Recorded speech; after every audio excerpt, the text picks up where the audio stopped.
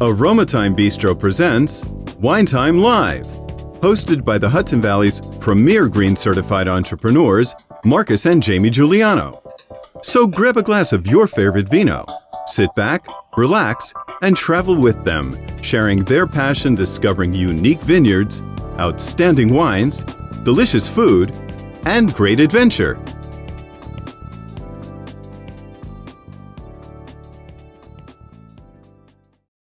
Hello everybody, Marcus and Jamie here. Hi everybody. Wine Thyme Live, episode number 10. Wow, 10. Episode number 10, yes. We do one a week, right? One a week, maybe one a week.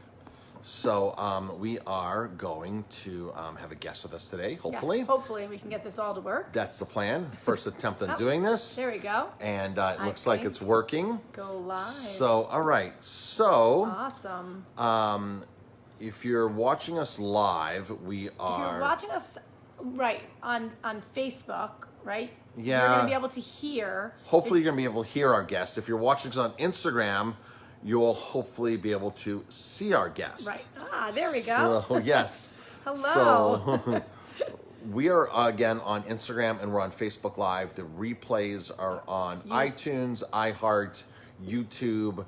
So check us out there. Our website is vipwineryvacations.com for the wine business, and for the restaurant, aromatymebistro.com. And again, this is our fun podcast where we talk about, not so much about the wine, but actually about the experience of the vineyard, of our travels to the vineyard, and the story behind everything. So we don't get technical on the wine. We get all involved in the fun of going to the winery. And so today we have Shannon from Silver Thread Winery. Is it vineyards or winery? We say Vineyards from the Finger Lakes, from Seneca Lake, and we are super excited that you are here with us today. So I appreciate you coming out tonight and joining us.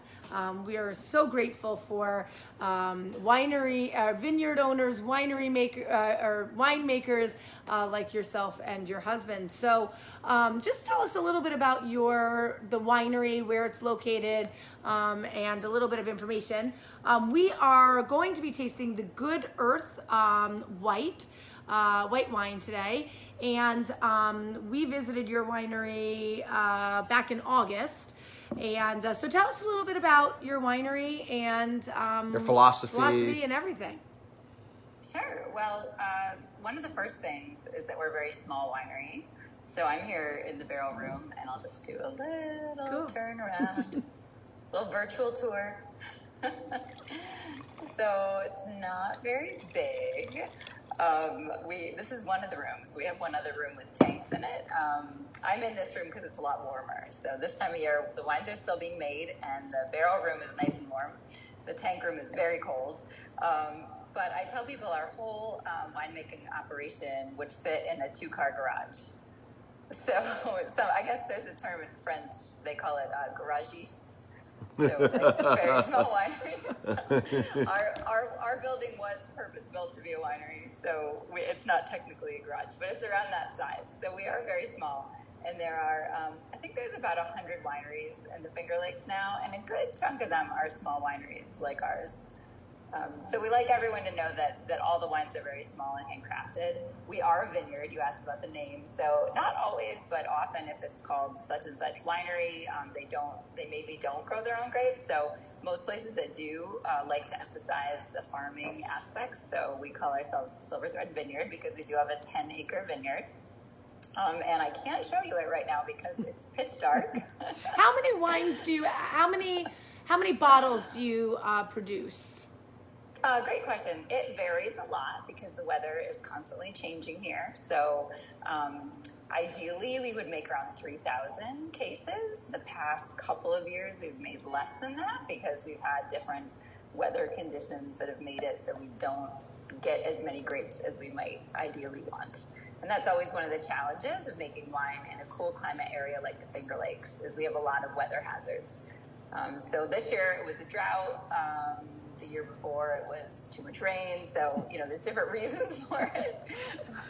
Excellent. But not too big. And we make we usually make about 12 different wines every year, and half of them are Riesling. So we're very Riesling focused, and actually the Good Earth White that you're trying tonight is a Riesling based wine, so it has some other things in it, but it's based on Riesling, because we love to really bring to people and share with people the aromatic white wines that the Finger Lakes are so famous for. And this is when we were at the vineyard back in August, this was one of the wines that we just fell in love with. Easy to drink, something a little bit different than just a straight up Riesling, and something we just felt, represented your winery, your vineyard so well, because it just is awesome. It's more Alsatian for us in style. Yeah. So we're thinking perfect holiday wine, Thanksgiving. I mean, year round in general, but we're approaching Thanksgiving. So wow, Riesling, Alsatian style, really great for Turkey Day. Yeah, so if you're looking for an awesome wine for Thanksgiving, this is so easy to drink. I mean, great with turkey and all of the sides and everything like that. And so Silver Thread, Good Earth, you can buy it here at Aroma Thyme. You can, take it home with you. So, yeah. And I want to emphasize the buy it there at Aroma Thyme, because we are sold out of it. Oh, boy. So I've had a lot of very upset regular customers who like to have Good Earth White for Thanksgiving every year, and we do not have any. So because of COVID and just some weird, changes in how much wine we sell versus mail order versus distribution, our distributor, who you work with a lot, still has some Good Earth White, and there are several stores and restaurants that still have it, but the winery doesn't have it. So what I'm actually tasting to taste along with you is a barrel sample of the 2020 Good Earth White. And I want to go back. I'll go over by the barrel where I got it from to show everybody. So we have a few barrels here against the wall. So those of you who are just listening to this podcast or Facebook Live, Shannon has in her glass a taste of the 2020 Good Earth Riesling blend. Very cloudy. Very, very cloudy. So not clear like this is at all. So you can see kind of the difference between the two, which is pretty cool. Yep. So she's taking it right out of the barrel. So if you're watching us on Facebook, if you want to jump over to our VIP Winery Vacations Instagram account, go over there and you can actually see Shannon with us. She has joined us on there. She's walking around the barrel room. She has wine in her hand from the barrel. So if you're on Facebook right now, go ahead and jump over to there. And of course, if you're listening to this on iHeart or iTunes or wherever else our podcasts are distributed, unfortunately you cannot see, but if you can go to our YouTube, there is a replay on YouTube of this.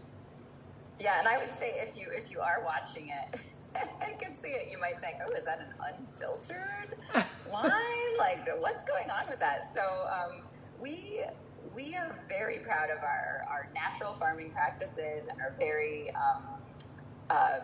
very hands-off, authentic approach to making our wine, but we do settle our wines before we bottle them. We lightly filter them, so if you buy a bottled wine from us, it's going to look like the one in Jamie's glass there that's nice and crisp and clear. But yeah, I don't have much left. I drank some of it. I don't have a single bottle at the winery of the 2019 Good Earth White that they're featuring tonight. I am showing you the barrel sample, and I want to go back to what Marcus said about this wine reminds you of Alsatian.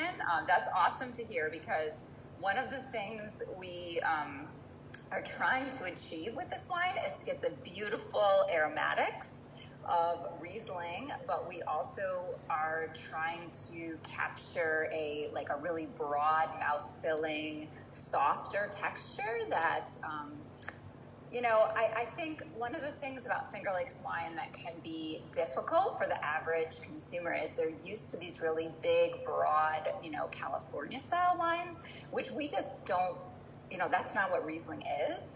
But this wine, it's actually based on Riesling, and then we use a white hybrid grape called NY81. It doesn't have a name. It was developed by Cornell, and it's actually a Riesling Cayuga cross, maybe a couple other things in there, but it has a naturally low acid. So we use that, and these barrels behind me, and actually what I'm having right now, it doesn't have the Riesling in it yet. It's just that NY81, and we're barrel fermenting it, and but we're using very old barrels, so it doesn't taste oaky at all.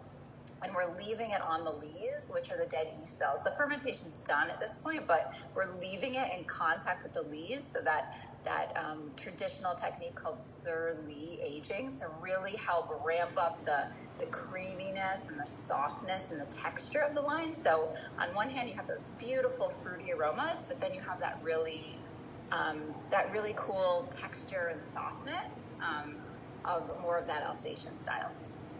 Yeah. Awesome. Great. So, how long have you had the winery? We have been the owners of Silver Thread since 2011. So this 2020 is our 10th harvest here.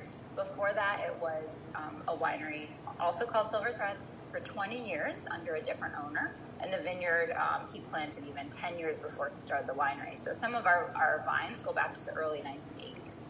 Very cool. Excellent. Very cool. And so tell us exactly, so you are on the east side of Seneca Lake, right? Mm-hmm. The east side of Seneca Lake, about what, like 3-4 miles up? Or I'm trying to remember. Like 14 from miles, Watkins Glen. How? Miles up. 15 minutes. Okay, from like Watkins Glen area. Miles, yeah. So the lake is over 30 miles long. So okay. We're close to the middle. Okay. Mm-hmm. Awesome. And the point furthest from, my children like to say, we're like right between the two big lakes, and it's like 45 minutes to get anywhere that has any kind of like shopping. Okay. We love So that. in the last 10 years that you've had the winery, 9 years you've had the winery, what are some of the biggest changes you've seen happen in the Finger Lakes in general? That's a great question. There's been a really big improvement in the quality of red wines in the time that we've been here. And that's partly due to climate and weather, partly due to winemaking, partly due to better grape growing. Another thing is I've noticed really on the hospitality side of things, there's been a big, I would say, improvement, or at least just diversification. Finger Lakes used to be almost too casual, in my opinion. More of like a party place, and some of the more serious educational wineries where, there just weren't that many. There wasn't a critical mass, but now I think there are a lot more quality focused wineries. So the visitor experience just has more different things to offer so everybody can find something that, find a winery that's right for them. And lastly, I would just say that, Silver Thread has always been an organically farmed vineyard. And when we took over 10 years ago, what, pretty much everyone else in the industry said to us was, you're not going to keep farming organically, right? You just can't do that. There was really this very widespread belief that it wasn't possible. And now, not only are we continuing to farm that way, but my husband has started a group of other grape growers that's about, 8 or 10 wineries strong that are really, into it. So I'm really happy to see that growing. That's fantastic. That's awesome. That is really fantastic. So you said you make mostly, half Rieslings. What are some of the other varietals that you make? So for white, we have Gewürztraminer and Chardonnay, and we are going to be releasing a Blanc de Blanc traditional method sparkling from Chardonnay. Bottle condition? Yep. Ooh, exciting. That'll be sometime in 2021, so that's something new that Silver Thread's never done, but we're excited for that. And then on the red side, we have Pinot Noir, Cabernet Franc, and we have a red blend called Blackbird, which is a blend of Cabernet Franc, Cabernet Sauvignon, and Merlot. We do a dry rosé of Pinot Noir, and last year we also did Pétillant Natural, which we're doing another one of those too. Great. This year. So are all those wines in distribution throughout the state, or which ones are only at the winery? Which ones can a restaurant or a store actually buy? Well, it sort of depends a little bit on what's going on. I feel like it's a really weird time right now for distribution. So for our wines, I think what you could get right now, the Good Earth White, our dry Riesling, our semi-dry Riesling, that Blackbird red wine. I know that those are all available. I think the Gewürztraminer is a little bit, but it sort of, it sort of depends on what we have and what they're interested in. And we work with a great distributor called Masnoy, and they work a lot with restaurants, and obviously that's how we found especially. you. Yeah. Right. You work with an amazing distributor. Yes. Yeah. He has amazing wines, and so but their business, just like yours, just like mine. I mean, every small business is in flux right now, trying to figure out, how are we going to be successful, given all of the the changes we've had to make. So I think, we were in New York City last February doing wine dinners and on all these great lists, and most of those places aren't even open now. So Right. it's a little hard to say for sure what's available. So how many people can you accommodate at one time in your tasting room? Is your tasting room open? What are the hours of your tasting room if people are up in Seneca? Is it Lake Seneca or Seneca Lake? We say Seneca Lake. Seneca Lake, okay. Some people say Lake Seneca. That's how we know you're a tourist.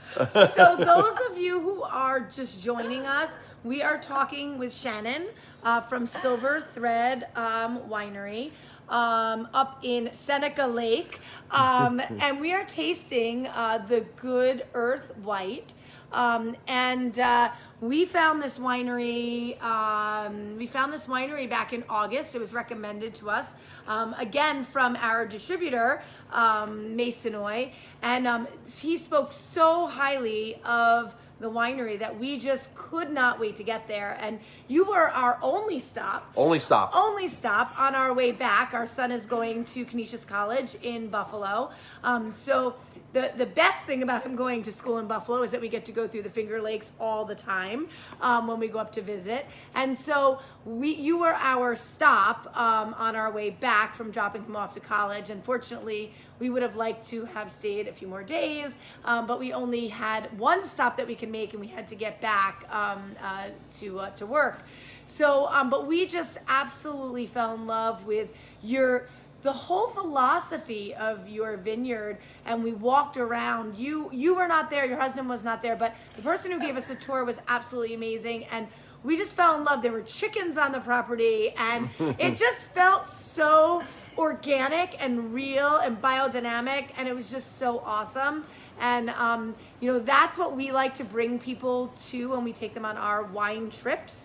And we love to give them that experience, and it was really awesome. It was small, but really quaint and fun, and just had a really great feel to it. So you guys are doing an awesome job there. We really, really appreciate that. So thank you. So yeah, so is the tasting room open in the wintertime? Or is it different than summer hours? And how many people can you accommodate? Do people need to make a reservation during COVID right now, or what is the normal policy outside of COVID? Okay, so yes, we are open right now, but this is what we call shoulder season. So, we weren't open today, but we are open on the weekends. So right now it's Friday, Saturday, and Sunday. And yes, you need to have a reservation because it is a very small winery. Even before COVID, we never did groups more than 7 without an appointment. Right now, we're only doing groups of 6 or fewer, and that's just due to distancing guidelines. And if you were to make a reservation and come, you would get a completely private tasting, just you and your group of, up to 6 in all. And we have a really knowledgeable staff here, as you experienced when you came. Even if it's not me, it's gonna be someone really knowledgeable. And we always shut down over the holidays, but we have a great online booking system. So normally we are closed through January as well, but we're planning to reopen on weekends, by appointment, and people can book online. So as long as you're aware that we're down this long gravel road, and if we get really snowy or icy weather, then we'll have to call you off. unless you are from around here and you're confident driving on icy, hilly roads in the winter. Right. So somebody comes there, they taste your wine, they fall in love with your wine, they take a case back, but now they want more. They live in New York State. Do you have a wine club? Do you ship wine into New York? How do people keep buying your wine? Yes, we do have a club. We also have been doing a tremendous amount of shipping since COVID started. I've probably done more shipping this year than all the previous 8 years combined. And we ship to most states, to be honest. So, the majority of our customers come from the Northeast, but, we have quite a few people in Florida. We can ship there, North Carolina, Georgia, Texas. Most of them, I would say, are transplanted New Yorkers, Okay. that can't get New York wine where they live. So they love to have it shipped. How does your wine club work? Oh, well, we actually have a pretty diverse wine club. We're not a one-size-fits-all sort of place. So we have a few different options. So the most popular one, people choose their own 6 bottles, 4 times a year. And then we have some that are less of a commitment, like fewer bottles, and less often, but you don't get to pick. It's more of a winemaker select. So we have that option, which ends up being 2 cases spread out over a year. Like I said, that's the most popular, but we have one where it's just 4 bottles twice a year, and that's great for people who are on a budget, people who are in too many wine clubs already. Yes. Yeah, that's what we find with a lot of people. They're in too many wine clubs already. They go to a winery, they fall in love with the wines, and they want to keep buying. Right. So yeah. So that's another very popular one, actually. It's like our lowest commitment. You don't get it as generous of a discount, but it's a way to be involved and still without having to buy as much wine. We've recently sent a few couples up to you, and they have come back and just fell in love with the wine. So so I highly recommend checking out Silver Thread. What is your website? Silver Thread Wine, silverthreadwine.com. Silverthreadwine.com. Yeah, and we have an Instagram page, and actually I'm noticing a lot of the people watching are names that I recognize who are some of our followers. So awesome. We have a very loyal following. And very cool. We do a lot of virtual events ourselves, but I'll be honest, I have not been as good at Instagram, just because I don't know, I'm giving away my age here, but social media is not my favorite thing. So we normally do most things on Facebook. Right. And so Instagram, I wish we could have done both today. I don't know. Instagram can be a second thought for us a lot of times, Yeah. but Instagram is such a crucial part of this whole equation, right? Yeah. So, all right. So we are planning a trip up to the Finger Lakes, January 22nd to the 24th. Unfortunately, we're gonna have Fingers crossed. Fingers crossed. Fingers crossed. Unfortunately, we're gonna be a little too large to go to your winery, which is fine because you've agreed to come to the hotel and Yes. do a tasting in our hospitality suite as an opening reception, which is super exciting. So we're not gonna be able to visit the vineyard, but we're still gonna be graced with your wines and your presence, and which is super exciting. And I think, didn't you say people are going to be driving themselves to the Finger Lakes? And if they want to check you out on Sunday. They could always make an appointment with us. Yep. Right. People can always make an appointment and go with you.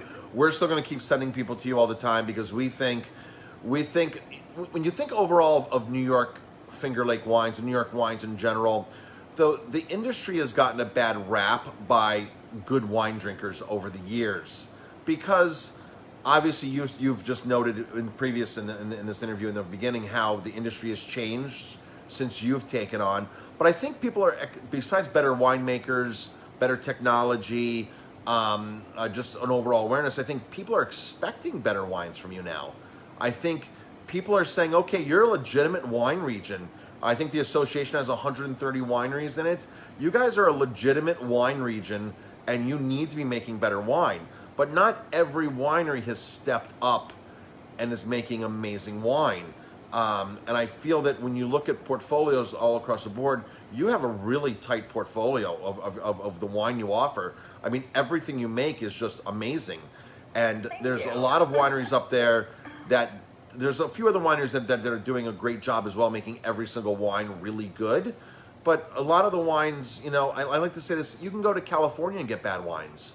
You can go anywhere and get bad wines. And some wineries focus on the tasting room more than the wines. And I always tell people, don't get caught in that trap of visiting these beautiful tasting rooms. So your tasting room is smaller, and of course we can't get to you because of our size of our group is 16, but you're still getting to us, which is amazing.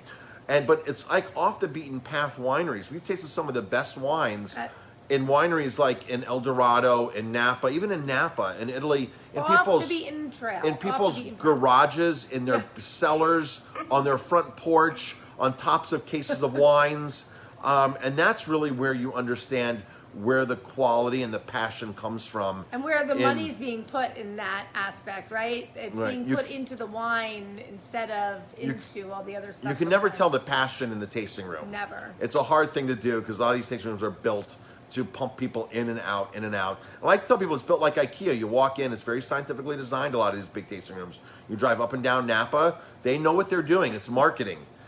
I'm not saying that they make bad wine, but a lot of it's marketing.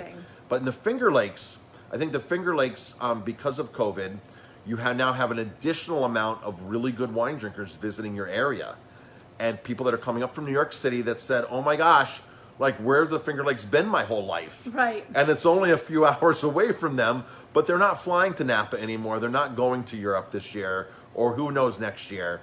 And so... Yeah, we heard that so many times this summer. People who were here for the first time saying, I've always wanted to come, but... there's this idea that if it's right in your backyard, it can't be as good as something that's an ocean away or the other side of the country. Exactly. So it was a blessing in a way to have it where people couldn't go to some of these other places because then they were stuck with us and they got here and they realized how amazing it was. Right. And maybe they'll make that a yearly trip, right? Maybe they'll... Yeah. No, and we get a lot of people like that from the Northeast that it's an annual trip or twice annual trip, or heck, I've got some wine club members that are here just about every month, from New Jersey, from Pennsylvania. They just, and then typically if they're in that camp, they end up buying a house, like a cottage because the real estate is really reasonable. And we have a lot of people that retire here. They start coming as a vacation. Actually, 2 of my employees are like that. They're people who retired early and moved here. And we can't wait to get back up there. Like, we cannot wait to get back up to the Finger Lakes. It's super exciting to us. We do travel abroad and we do travel a lot, and not being able to travel, not that we've always gone to the Finger Lakes, but it's forced us to go there more often. I mean, of course, our son being, up in Buffalo as well as helped, but we love what's going on up in the Finger Lakes. And if you have not been to the Finger Lakes before, we highly recommend you getting up there. We highly recommend you checking out Silver Thread. And a few other wineries that we recommend. So call us, email let us know, and we will, I've actually texted Shannon like on a Friday saying, we have friends coming up tomorrow. Do you have any room for them? So for us, it's really easy, for us to try to get you in somewhere. And we want you to go to these wineries that we recommend. And they're so grateful at the wineries, vineyards that we are recommending. In fact, we have Chris and Tammy watching on Facebook right now. And they're commenting. We're about to open up a Silver Thread Chardonnay. So we sent them to you a few weeks ago, and they just love your wine. So they're going to open up your Chardonnay tonight. Anything you can tell them on the Chardonnay? Anything? Oh, I love the Silver Thread Chardonnay. I would say that's one of our most, just in general, Chardonnay as a category in the Finger Lakes is sort of underrated because the Rieslings and the aromatic whites are so awesome, and people are like, I've had Chardonnay before, so a lot of times they don't even taste it. But Silver Thread Chardonnay was getting 90 points in Wine Enthusiast back in the 90s, back when the magazines were not even paying attention to the Finger Lakes, and the Wine Enthusiast called it a breakthrough wine. And I just think it's a beautiful terroir-driven Chardonnay. It's got that minerally aspect. So it surprises a lot of people. And I have several customers who that's their absolute favorite wine. Is it all stainless? Is it a little bit of barrel aging? No, it's all neutral barrel. So what my husband always says is it's much more Burgundian style than most Burgundies. So the way they used to make Chardonnay in Burgundy when it was famous for the world's best Chardonnay before they started trying to emulate California. You mentioned that this was a drought year. How does it affect the quality of the wine? Well, the quality is great, and we try to avoid, ranking years as far as like, oh, this year's better than that year, because they're each different. And one thing we love about the region is we're able to make beautiful wines every year. But the thing about 2020 wines that people should know is they're not going to be typical of Finger Lakes, if there is such a thing as typical Finger Lakes style, because the sugar levels in the grapes got very high, much higher than we're used to seeing, and the acid levels are pretty low. So, they're not going to be hot climate wines by any means, but they're definitely going to be higher in alcohol and a little bit higher in extract than what we've had the past few years, for sure. Besides Riesling, because obviously New York is known for Riesling, what is the next? If you were to start a winery today up in the Finger Lakes, you're obviously growing Riesling, but what's the first red that you would want to look at to produce a red wine? What's the first? Cabernet Franc. Cabernet Franc. And why I is say that? that as someone who really didn't like or particularly understand. I should say didn't understand or particularly like Cabernet Franc when I moved here. I've lived in the Finger Lakes for 15 years, and I didn't really like Cabernet Franc. It's a little bit angular. It's a little bit herbaceous. But, when you have the right site, which I really feel we do at our vineyard, and you have great winemaking, great farming, you can make some very beautiful wines that people find really appealing. So Cab Franc. I happen to like Cab Franc. I like Cab Franc too. I love Cab Franc from Northern Italy. I love Cab Franc from the Loire Valley. I love Cab Franc from New York. I've had nice California Cab Francs, but Cab Franc is really one of my favorites. Your Cab Franc, stainless, neutral barrels? All of this entire room I'm in, it's all neutral barrel all the time. So that's the house style at Silver Thread. We only do neutral barrels. Only do neutral barrals. Okay, Yep. so that's across the board. Yeah. And we don't do any red and stainless. So, okay, all right, that's good to know. All right, so what is your hopes for the future of the Finger Lakes industry in general? Wow. So this is kind of academic. I have kind of an academic background. I'm a WSET diploma holder. I get a little bit nerdy about wine sometimes. But I would love to see the Finger Lakes, whether it's official or unofficial, have some like sub-appellations that have some meaning to them. Because one of the things I love in other regions is just really digging in deep to the different terroirs. And I think there's such a huge difference between the different lakes, the different sides of the lake, the north, the south. But in general, people in America are pretty against rules and regulations and any kind of structures that might hem them in. So there have been some conversations about such a thing, but I don't know. I don't know if it'll ever happen, but I'd love that. I'd also love, and Paul and I are working on this, we'd really love for there to be a sustainability certification for the region. And I think what we're doing at Silver Thread goes above and beyond. It goes further than any of the certifications that are being discussed. But I think for the region to have more of a reputation for using environmentally friendly vineyard practices would be great for the earth and great for our reputation. I would like that as well. I always like to see sustainability. And, for me, and for consumers, it doesn't make a difference. You pick up a bottle of wine from Oregon, it says salmon safe on it. People might not know what that means, salmon safe, but they must be protecting salmon. Right? So something that signifies that you're protecting something, that there's I really like that. If you're just tuning in here on Facebook, we are with Shannon from Silver Thread Winery. And I see Ed and Kate just joined. Kate, who we also sent to Silver Thread, just joined us as well. So we're on Instagram with Shannon right now. We're on not our Aroma Thyme handle, but we're on the VIP Winery Vacations account, and we're streaming live on that account. We'll I do. want to go with you on a VIP winery. We would love to have you come to Italy with us. That would Not be to the Finger amazing. Lakes. I know everybody here. Yeah, come to Italy with us. So we obviously we'd love to go to Italy, but that's not possible right now. So we are planning on doing a Finger Lakes trip in January 22nd through the 24th, up in the Finger Lakes, and we'll be joining. We'll be going to, I'm trying to think, 5 wineries, I believe, and then we'll have 2 different, well, a winery and a distillery joining us on Friday night in our hospitality suite.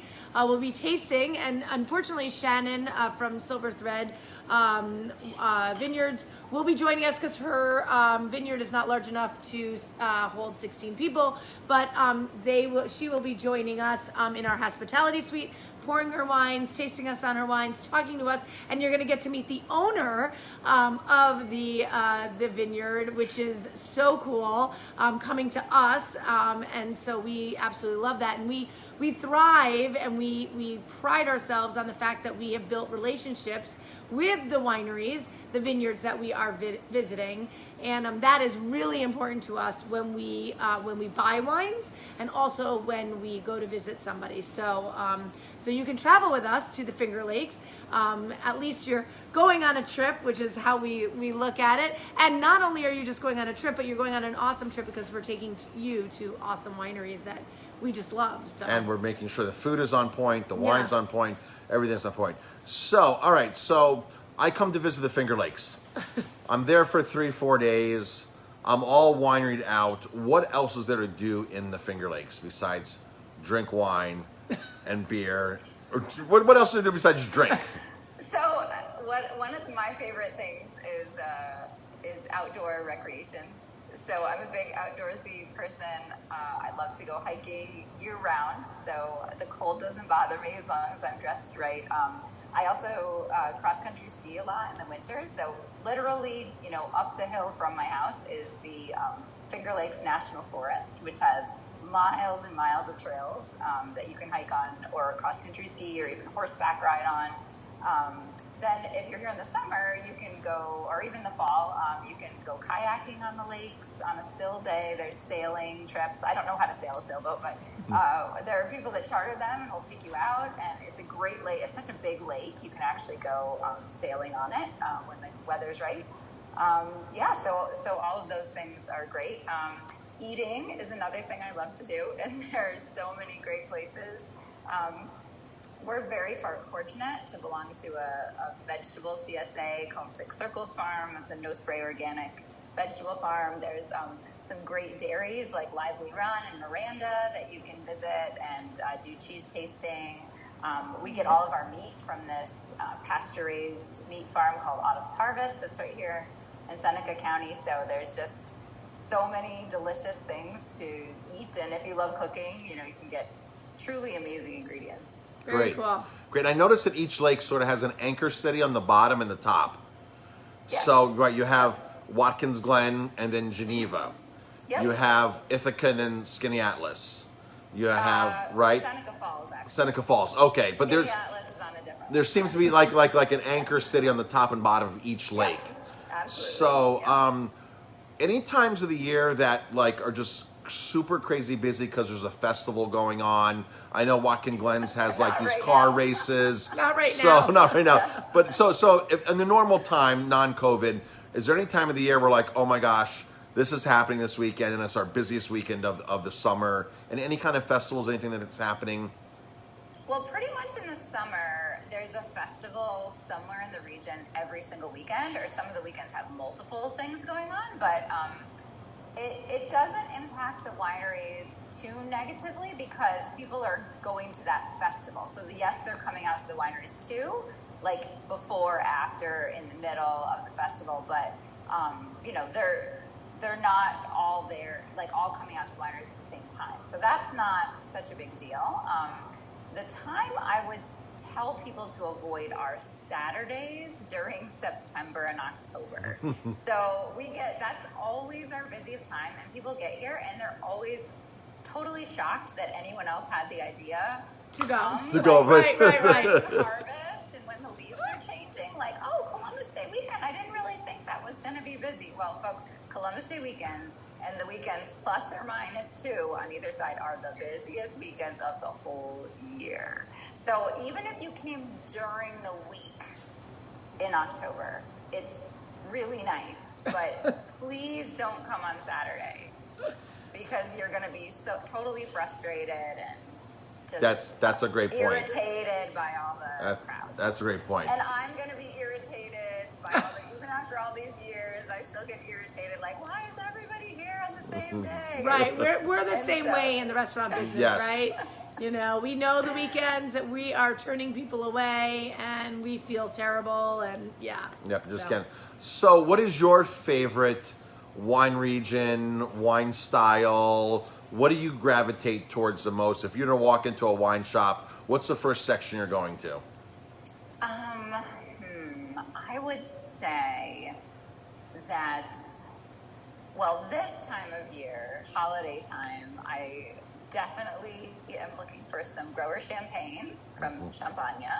I'm looking for some Chablis, real Chablis from a crew, if I can get my hands on it up here. And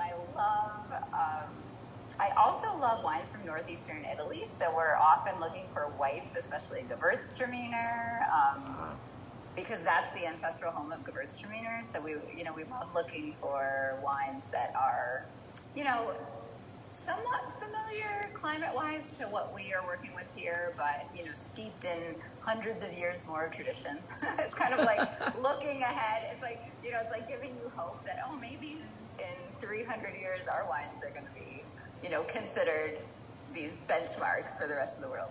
Right. I like northeast Italian wines too, and we have a great Riesling here from like the Lake Garda area.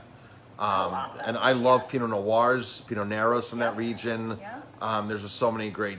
Now you just mentioned something very crucial: grower champagnes. Mm-hmm. Can you explain a little bit about the champagne industry and what a grower champagne is versus what people gravitate towards and drink the big brands? It's a little different. So champagne is big business. So when you go there, they have these massive champagne houses. They're called houses. They're more like factories.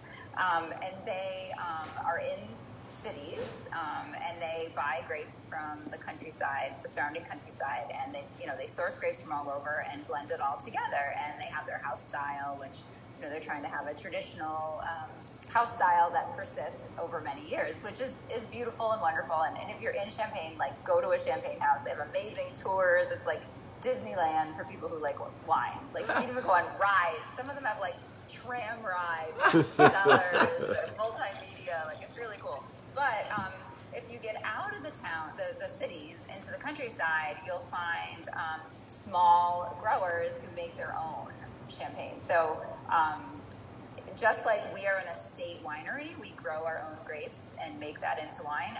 Grower champagnes are estate grown champagne. So they actually grow the grapes and make their own. So, as an estate producer, that's something I'm always looking for when I buy wine, because I have so much respect for the process, the holistic process of growing the grapes and making the wine.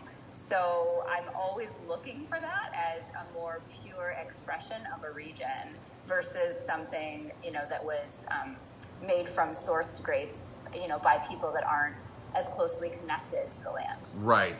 And Champagne is one of the strictest regions. It's the most expensive per acre.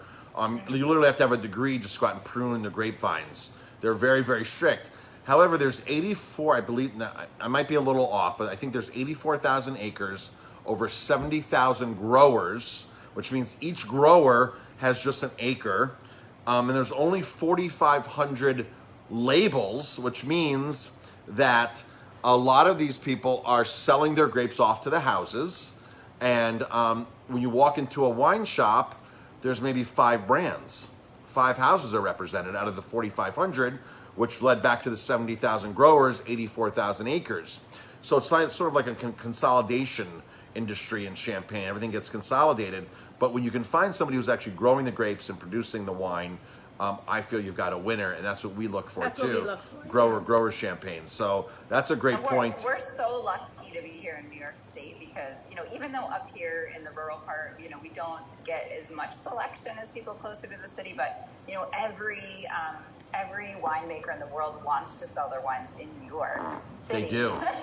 They do. It's the biggest market in the U.S. So, those of us who live outside the city, we still, if you can find a cool wine shop with a knowledgeable owner who seeks out great wines, you can get your hands on some really awesome stuff that, unfortunately, if you're living in Vermont or you're living in South Carolina, you probably aren't getting these wines at least as much of a selection. Right. I could never imagine cooking in like in Iowa or somewhere where there's just not a market for all these beautiful wines. 26,000 different wines are, I think, approved in New York. Florida's only about 5,000. That kind of gives you the difference of how... Which is crazy because Florida is they have more population than New York, but it's not as... wine savvy. They don't have the restaurant scene like, we're so lucky to have it. It all goes on demand.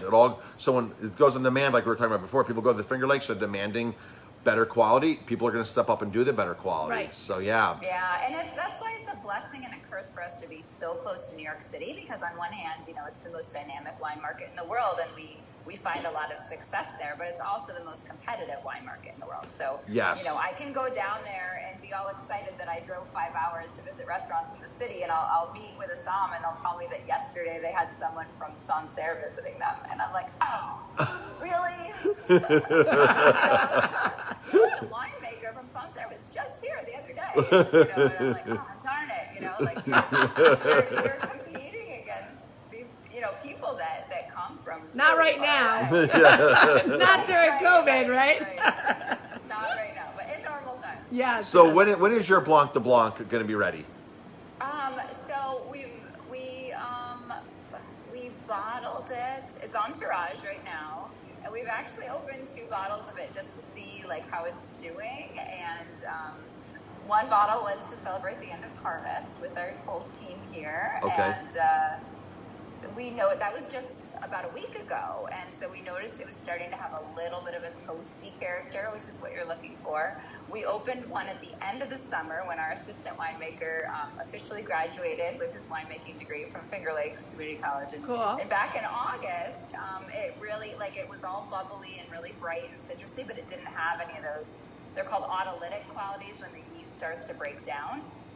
It didn't have any of that yet, so it was neat to see after just 3 months that it was starting to get that. So I know we're probably looking to do our first disgorgement in the spring. We're not going to disgorge all of it at once. We're going to do it, at least in a couple batches. Yeah. Okay. So, very cool. So probably next summer, I'd say we'll have some. Oh, Awesome. fantastic. Okay. Yeah. All right, last question. If you were to introduce one new grape varietal to your vineyard, what would it be? We're actually talking about this. And, on one hand, we're really reluctant to expand what we're growing because we like to stay focused and keep everything really good quality. But, we are, because we're doing our best to farm organically, we're really drawn to some of the hybrid varieties. So right now, any hybrids that we're using in our wine, we're purchasing from the experimental vineyards at Cornell.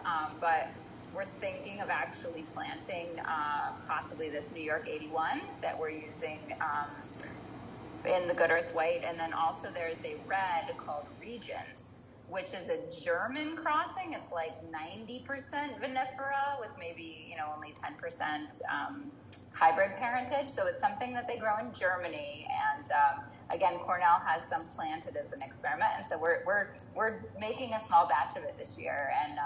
And we're just feeling that those varieties are going to be more resilient with the erratic weather patterns we've been having. They're going to be easier to farm in an organic way because they have some natural disease resistance built into their genetics when they were bred. So that's, to be honest, that's what we're thinking about. Okay. Probably cool. not what you were expecting me to say. No, it's cool, right? All different. So. I find that there's some really interesting grapes that are being grown in the Finger Lakes. Albarino, there's really I didn't know this, and there's some vineyards that are experimenting stuff and not much production at all, but there's some really cool stuff going on. Yeah, we're still a really young one region. So, I think to some extent we're still seeing what works here. But also, because the region is largely tourist driven, as you were mentioning earlier, there is this desire to have something that nobody else has, so that when people come to your winery, they'll say, oh, well, I haven't seen an Albarino anywhere else. I need to try that. And then, Right. Because everyone tries it, you're going to sell a lot of it, because people will say, oh, well, I haven't bought this anywhere else. And, so there's a little bit, so I don't know if doing that makes it a good variety for the region. Right. You know what I'm Right, saying? right. Like it's like, what is the reason what you're doing it?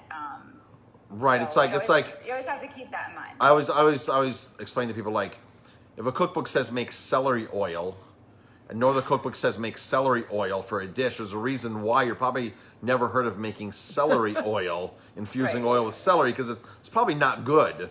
Or it's not common and you don't need but it the for person who anything does else. that in their cookbook might get praised because, oh, no other chef is Right. taking celery and infusing it into olive oil. Right. So, that chef is like so cutting edge. But yeah, the end product doesn't really match the innovation of the idea. So yeah, so I can totally see that. But I think when people go to the Finger Lakes, I think that's one of the things that attracts them is, hey, I do want to try an Albarino. I do want to try something that nobody else is growing and see how it is. And you judge for yourself. And I always tell people, it doesn't matter what a critic says, what other people say. If The you wine preference. if you It's like your the preference. wine, it's for you. People come to the restaurant and they say, "Oh, I'm eating the salmon tonight. What should I drink?" I'm like, "Well, what do you normally drink? Let's start with what you normally drink, and let me start with that. Or what's something you won't drink whatsoever? Because my tastes and what the orthodox pairings are doesn't mean anything based upon your palate. Right. It's useless." So true. Yep. if you don't like Riesling, and I'm going to say, the Riesling goes great with my curry dish, you're not going to like it. Right. Or if you like it, you'll just say, well, I like it better than I had before, but I still. Right. I wouldn't order another glass. Yeah. I hear that a lot too. Like, well, it's better than I usually don't like it at all, and it's tolerable now. But Right. you don't Yeah, want tolerable. You want them to Right. like it and want more and more and more, Right. right? You Yeah. want it to really enhance the meal, and there's always some personal preference involved with that. Right. Exactly. Well, this has been great. This is awesome. I think we still have a half a bottle left. Yeah. So, What are you guys pairing with it tonight? so we did an event last night that we paired. We do 4 wines. So the restaurant Aroma Thyme does 4 wines. I'm sorry, we got 4 wines and a dish for $25. As we started doing this when COVID happened, and so people will order off of our menu, and there's a theme every time. They'll order more than the one dish. Last night we did a pecorino cream with black truffles and a local cavatelli pasta, and people loved the pairing with your wine. They were like, "Oh my gosh, Oh, really? this is a great pairing." We started with Was Atwater it black truffle salt? black truffle. No, it was black truffles in the pecorino cream. Oh, in the cream. in the cream. We started with a That water, Pinot Noir. Pinot Noir sparkling. Your Silver Thread, Good Earth. We did Bartolino. A Bartolino wine from Lake Garda area, Corvina and Rondinella, and then we finished with a Sicilian Syrah. Syrah from Sicily that was just really rounded and nice and very, very drinkable and approachable. And the dish came out right about your wine. Second wine. wine. So Yep. they just loved it. Yeah. They loved it. Oh, Everybody thought it good. was great. So yes. Yeah, well, I can see that, there's some acidity there that's going to be nice and palate cleansing, like a great contrast to Yep. the creamy sauce. Yeah. Yeah. We used to do these all-out 4-course, 5-course wine dinners pre-COVID, at $70, $80, and put a lot of thought into pairing everything. And once COVID happened and we were able to start dining in again at 50%, 25%, we said, let's just really make like a Monday night special for people to get them out, and $25 price point, 4 wines and a dish. Let's not quite worry about the technicalities of the pairing. It's more about getting people together for wines from this vineyard, from that vineyard, and just one getting dish. them out, like getting them trained to go out again. That's awesome. That's awesome. So- Yeah, without as big of a commitment. And I think, one of the things we're trying to do too with our tastings, we've always done flights, but now, we spend a good amount of time with people before they taste to because, if you're picking one wine at a time or one course at a time, you can kind of say, oh, well, I really like that. Now I want to try this, or I really didn't like that as much as I thought. And now we're always trying to minimize how many trips we're making over to people. Right. So we want to set everything down at once. And so it's important to either, to kind of think ahead and like, oh, what am I going to serve holistically? What's this whole flight going to look like based on your taste, to make sure we give you something you're really going to enjoy. We find the less thought we put in it, still a good, good thought, but less technical things. The easier it is to please everybody. Right. So, I agree. I think less is more sometimes. Really enjoying. A lot of times. I think so. That sounds great. I wish I could come. Well, we'll be up by you very soon. So we totally appreciate you taking some time out tonight. Absolutely. And joining us. And talking about your wines, your vineyard, your philosophy. It's really cool to us. We really enjoy that a lot. And we are super excited about you joining us when we are up in the Finger Lakes. Hopefully, fingers crossed, that we can get up there in January. So if not, we'll definitely be up there at some point. How can people find you? How can people find you? Website, Instagram, whatever. Silverthreadwine.com. On Instagram here, we're Silver Thread Wine. Facebook, I think we're Silver Thread Vineyard. I should have gotten that more. I think you're Silver Thread. I think you're right. If you Google Silver Thread, you're going to get us like really high up. The only thing that's higher than us is some fishing line. Okay. There's a brand of fishing line called Silver So Thread. put in you can just Google Silver Thread, and we're really high on the. Okay. Add the wine word, and you'll probably be right up top. We will. If you add wine, we'll be the first one. So awesome. All right, excellent. Thank you so much for joining us. We appreciate it. Yes. Cheers, guys. Cheers. And we'll see you soon. Flies in this glass. That's good. Here in the wine cellar. It's kind of gross, but. Enjoy your night. Thanks. Thank you so much. Thank you. Bye-bye. Have a good night. All right, everybody. You can find us on VIPWineryVacations.com, AromaThymeBistro.com, and that was awesome for Shannon to join us tonight. Yes, thank you. If you're on Facebook, you couldn't see her. If you're on Instagram, you could see her. The replays are on YouTube. You will be able to see her on YouTube, and of course, more replays on iTunes, iHeartRadio, Podbean, and wherever else our podcast is distributed. Thank you, everybody, for tuning in. We appreciate it, and have a great rest of the day. And put a good glass of wine and put a good wine in your glass.